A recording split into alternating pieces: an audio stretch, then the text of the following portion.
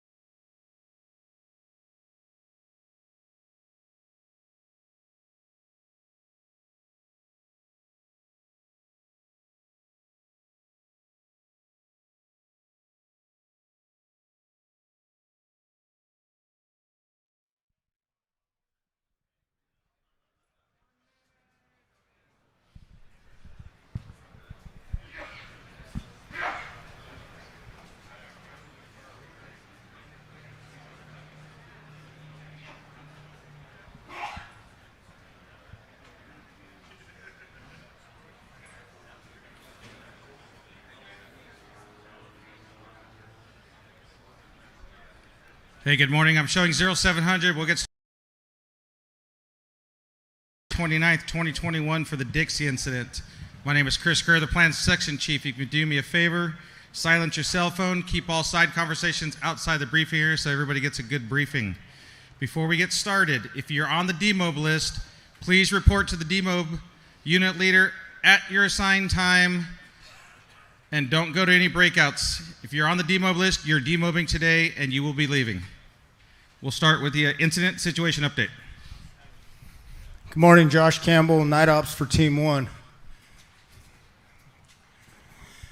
Real good night last night for the crews. They gained a lot of ground with the firing. They're going to tie that in this morning. So Division Alpha continues to work the 70 corridor. They need to get in, or they were in there at the 12-mile bar.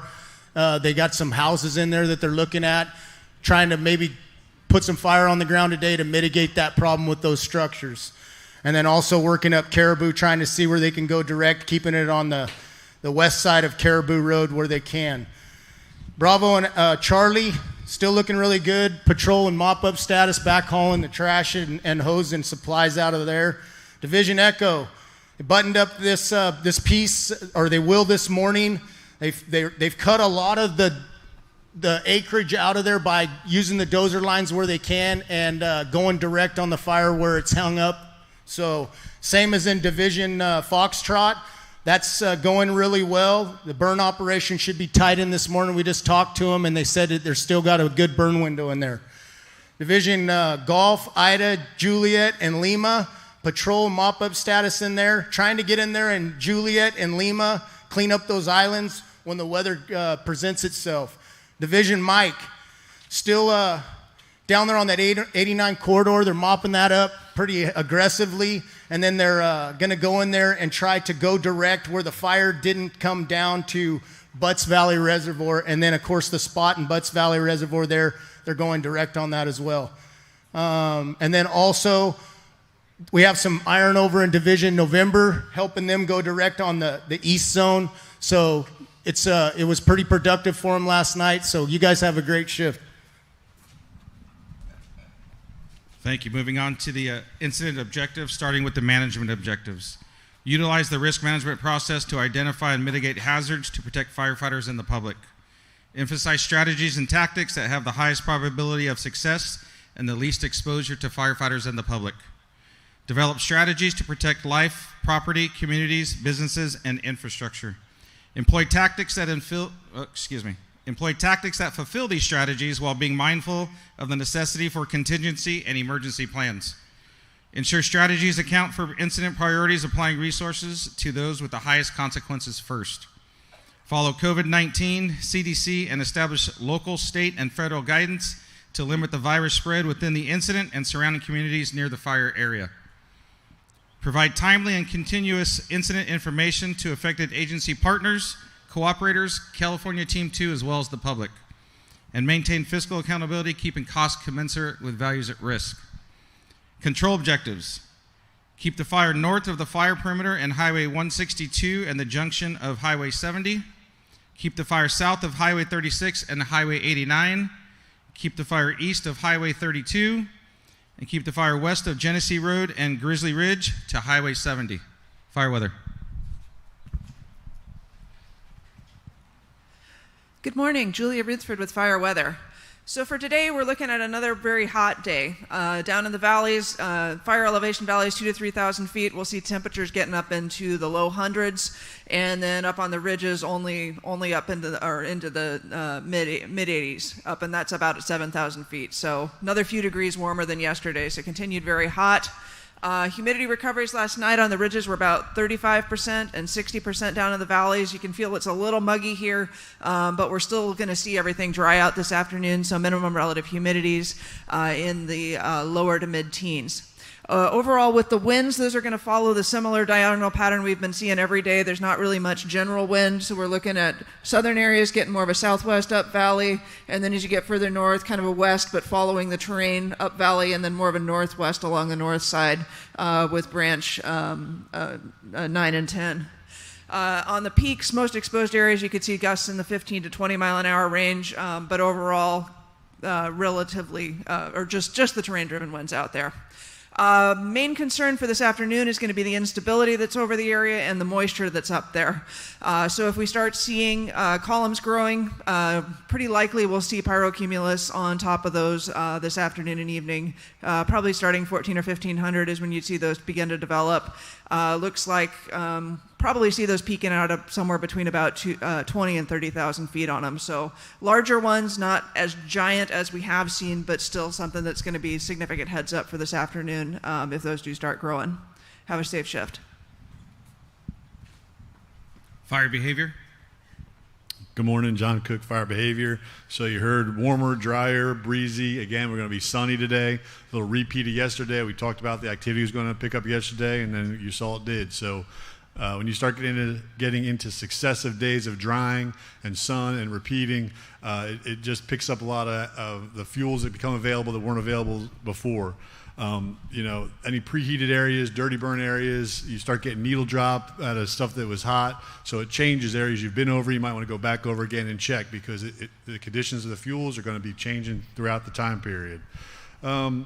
Spotting is going to be a big issue. We've talked about it, but these high temperatures just jack up that spotting potential much more. The instability she's been talking about, the winds going different directions. That heat is a key component of the spotting and the ability of spots to start, establish, and move. So that's a different change for today you're going to have to be aware of. Locally, they always have the problem. We know we're in a fire season, but all 4 of the local watch-out thresholds are here today. It's winds are up, humidities are down, temperatures are up. So that's local knowledge is key, and they're saying, hey, today's another one of those days you got to pay attention to. Fire order number 5, post lookouts when there is possible danger. Today there's a lot of opportunity for rapid situation to occur. So please post good, knowledgeable lookouts and stay safe. Operational work assignments.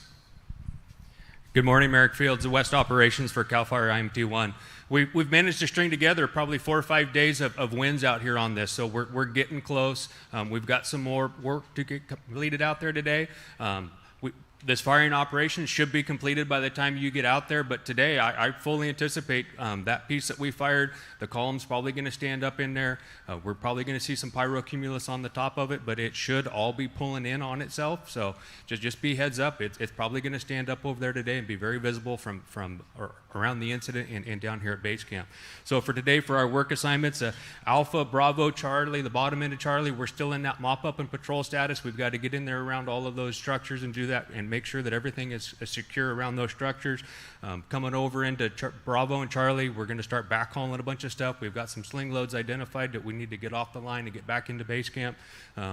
Over in Echo and Foxtrot, we just fired that, so there's a lot of heat on those lines. There's probably some snags in there. We're going to get in there, start dealing with those snags, mopping up along the perimeter of what we just fired, and hold those lines. The biggest thing is we've got to hold those lines, and we've got to be diligent in looking in the green so that if we have any spot fires that develop outside of our primary lines over there, we get on them and get them buttoned up really quick. Coming up into the upper end of Foxtrot Golf, that firing operation's a couple of days old in there, so we've still got to get in there and start mopping up in there and being really diligent and looking in the green. Coming over into some of the divisions that we've combined in Ida and Juliet. Again, we've got a couple of spot fires over there that we've identified. We've worked them. We need to make sure that they're dead out and then start mopping up on the line. And then as you move into that branch 10 country, we've got these islands up in here. As conditions warrant this afternoon, when the temperatures start going down and the humidity start coming up, we'll get in there and do some low intensity burning in there just to close the gap on those islands and get those all cleaned up. Coming around into Division Mike, we're going direct on this, so we've got to make sure that we're getting good primary line all the way around to everything in there and start mopping all of that up and making sure that we're 100% mopped up. And then in here in the Highway 89 group, we're helping East Zone a lot. We're working directly with their Branch 20, and we're helping them execute their plan in there. They're going direct on everything over here on the northeast side of the spot fire. We're going direct on this stuff, so we got to get in there and coordinate with them and work hand in hand with them and get this buttoned up so that we can start sending people home. Thank you. Branch and division roll call. Good morning, BJ Corey, Resource Unit Leader with Team 1. This will be the branch and division roll call for the West Zone. So branches and divisions, as you hear your name, please stand, face the crowd in the back. And that goes for the Westwood folks that are streaming in as well. And we will get started. Branch 1 will be reporting directly to operations. Division Alpha will be Silvera. Here. Fire suppression repair, Derby. Here. And McDaniel. Silver Dollar Staging, Riley. Here. Branch 5, Costa. Here. Bravo Charlie, Jones. Here. Echo Pendel. Here. And Singleton Trainee. Here. Branch 7, Purvis. Here. Vision Foxtrot, Edson. Here. Golf, White. Here. Branch 9, Jerry. India Juliet, Horton. Branch 10, Stornetta. Division Lima, Hale. And Sims Trainee. Division Mike, Aragon. Lake Almanor Group, Hysaw. Highway 89 Group, Swope. Yep. Contingency Branch, Fayez.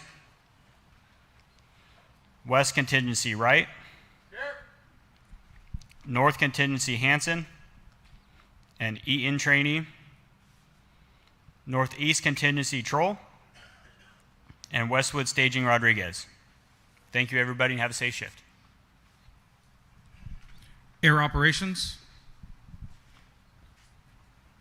Good morning, everyone. Thomas Smith, Deputy Air Ops, Team 1. Just want to continue to review two things. UAS operations, the only approved missions are approved through the AOBD. Everything else is not allowed. So if you see a drone, identify, notify, and we'll verify it. Second, you guys have been doing great with frequencies, but continue to monitor air-to-ground command and air-to-ground TAC and utilize them as necessary. For today's lineup, we have fixed wing early up and we'll order as needed. And for the entire incident, both east and west zone, we have 14 type 1s, 7 type 2s, 7 type 3s, and we'll continue to work out of our MRBs with both aerial and ground application retardant. Have a safe shift. Communications. Morning, Matt Brooks, Incident Communications Trainee. Today, we do not have a new clone. If you haven't been cloned in the last couple days, though, come over and see the comm unit. If you guys have any questions or need repairs, you can come over and see us. We're over at the Snack Shack and in front of Comm 24. Thank you. Medical. Good morning, Race Wickless, Medical Unit Leader. Today, your 206 can be found on page 35. For any in-camp medical needs or supplies, we still have CalMat at both camps, and MERT is also up at the Westwood camp. Our ambulance and REMS locations, where they're going to be staged at today, are located in Box 4. We still have 24-hour hoist capability. And down in Box 6, make sure everybody's familiar with the line emergency procedures.